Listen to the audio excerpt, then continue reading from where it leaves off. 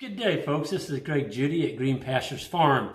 For those of you all new to the channel, this is Judy, Regenerative Rancher. Welcome, new subscribers. Those of you all just clicked on here, make sure you hit that subscribe button. And heck, on the way out, hit the like if you like what you're seeing here and you want more of it. Today, I'm going to be covering a topic that I think is just really important. And I've been getting several emails from folks, private emails, saying, Greg, how do you outwinter those cattle all winter long, without putting them in a barn or, up in a feed lot or a mud lot? How do you keep the animals moving onto clean ground all through the winter? I mean, they would love to be able to do it, but they just can't figure out all the steps that it takes. And so today I'm going to cover that a little bit. And I want to just give a plug out to a couple of my friends. One is Stony Creek Farmer, Josh. Thank you, Stony Creek Farmer, for the gimbal and sharing some of your experience with me. It's really helped. There's things that I didn't know about YouTube, and Josh was, he cared enough that he came by and actually shared some of the things that will help. And it really is helping. And to give you an idea, it hasn't all happened just since, Josh got here, but it's because of you all. And I can't say thank you enough. I mean, we went, just in the last 28 days, we've gained 5,000 subscribers, okay? That's huge. We're at, it's growing. People are starting to hit the subscribe button. We were at 30% of my views were from subscribers. Everybody else was non-subscribers. Since I've been asking you all to hit that subscribe button, we're up to 42%. That's huge.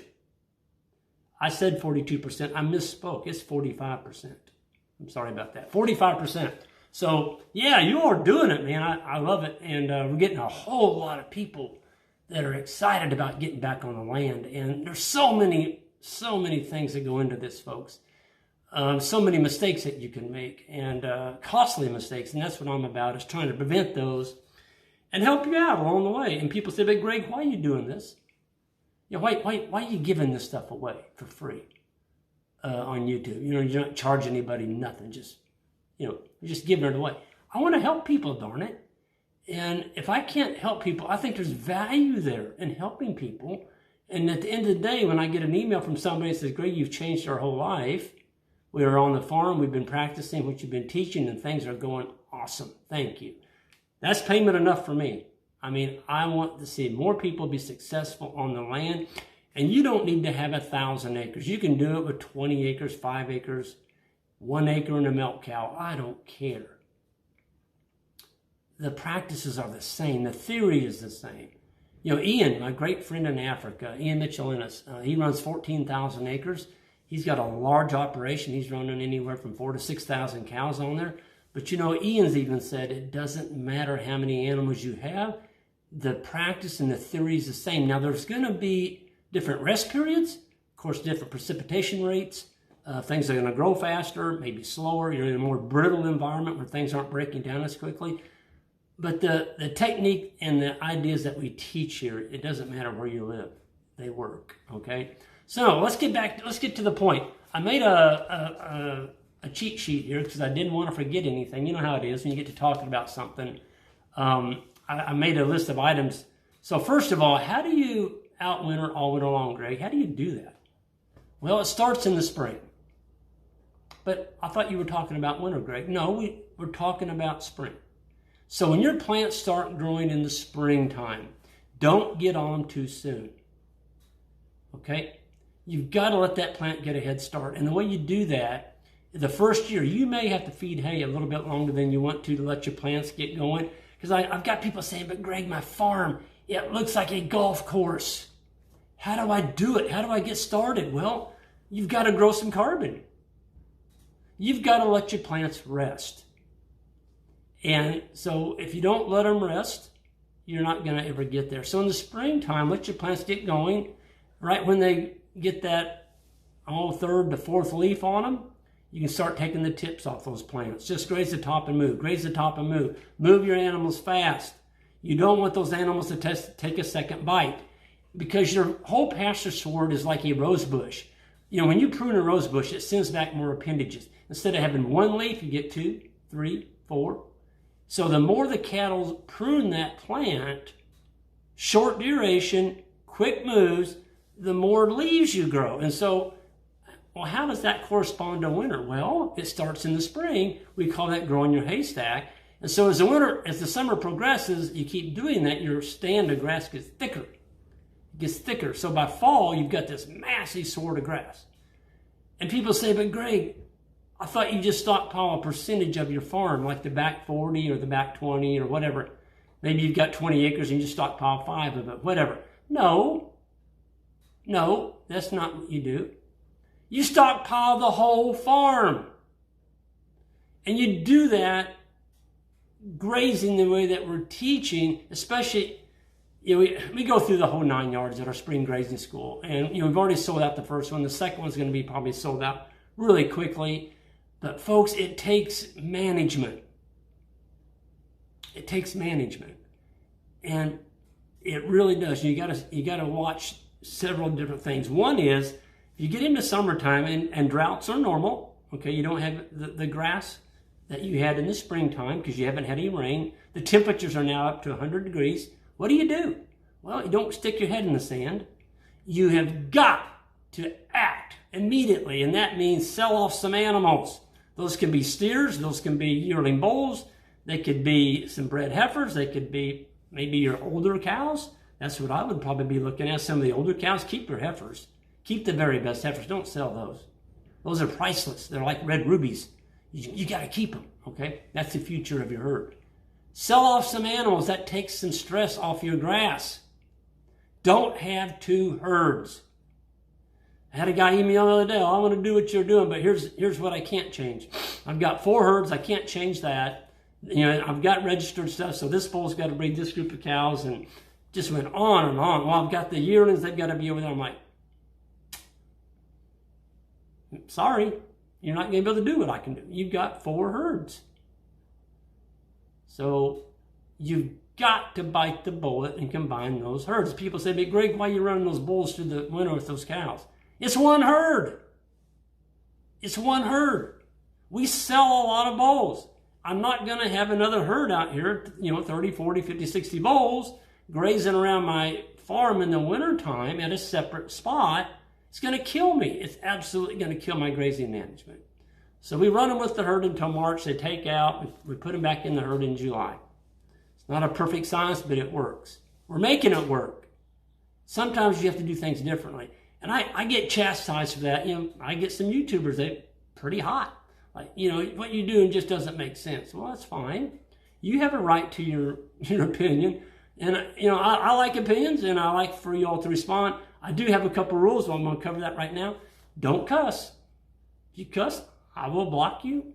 If you get nasty and attack somebody else on my channel, I will block you. We don't have time for that. This is too fun. I don't have time to argue and fight with people. I'm not going to do it. So if you want to do that, go somewhere else, but don't do it. Don't do it on our channel, or my channel, or your all's channel. I'm just not going to do it. So anyway, back to the stockpiling. So in the fall, we've got to fall now. Okay, 1 herd. All right. I haven't hit my fall stockpile very hard. In other words, I speed them up. If we get grass and we get some rains in August, September, and the grass is growing like crazy again, I'll speed them up. And I'll just take the tips off all my farm, okay? It's almost like the spring flush. Get around there real quick.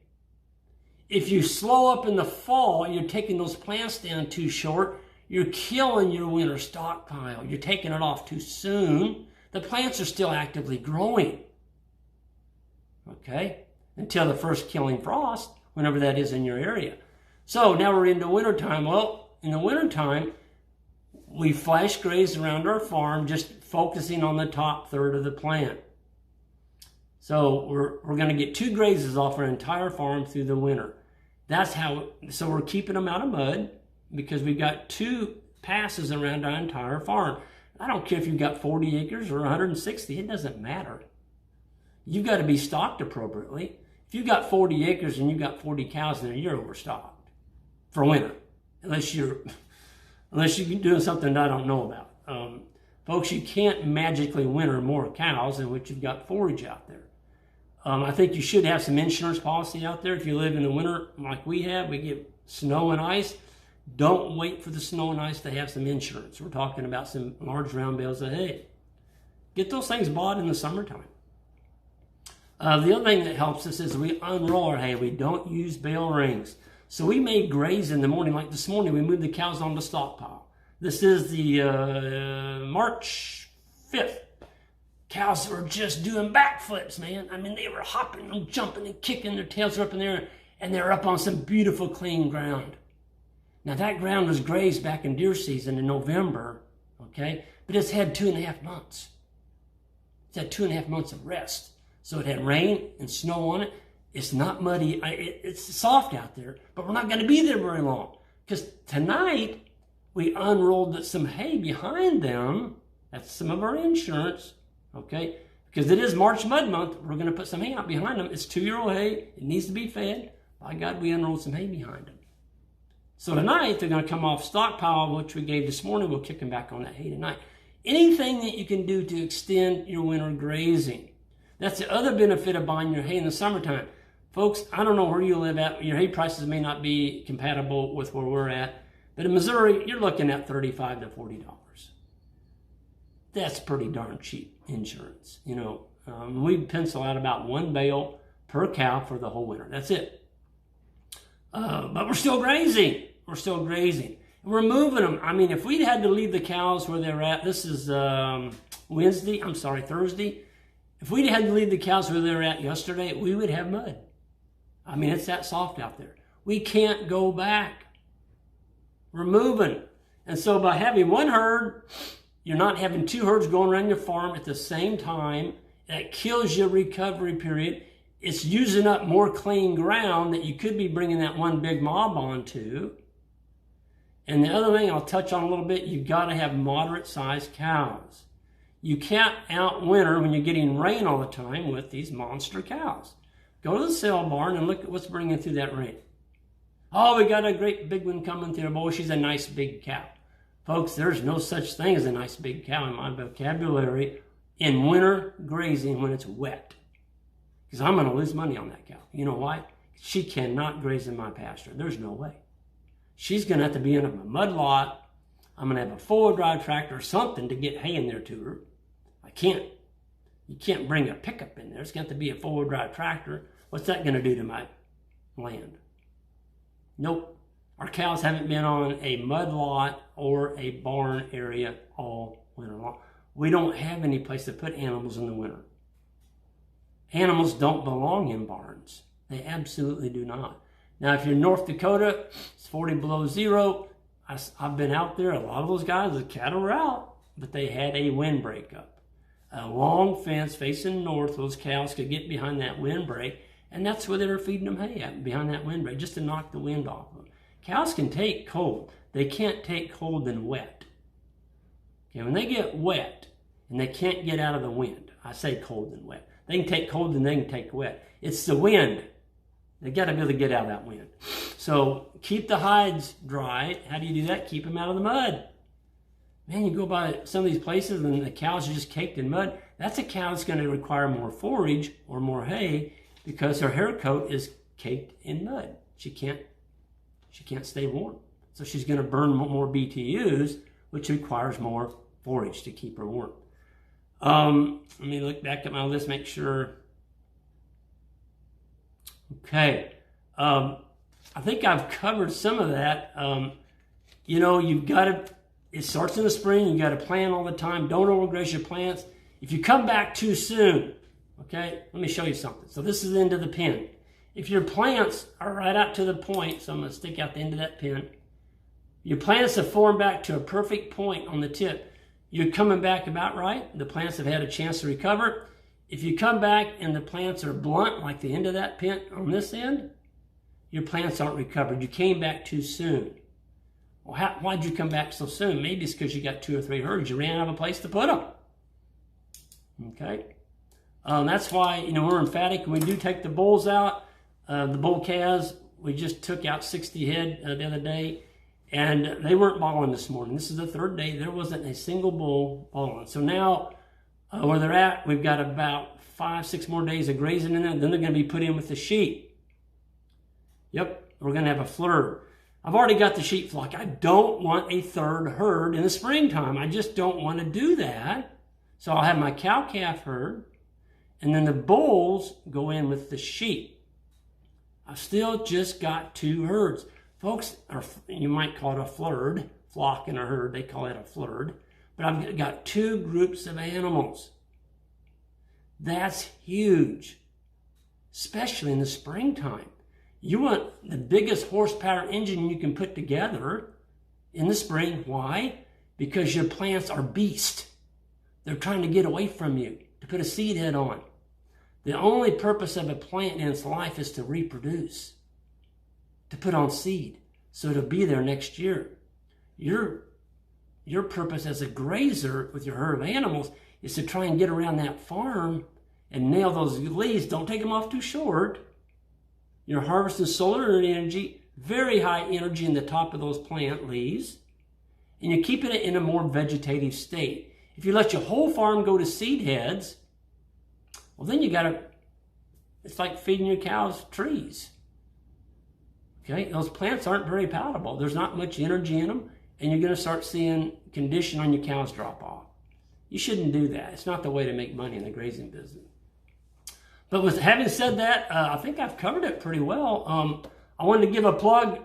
This is my book, Come Back Farms. Folks, this is the one that really put us over the top.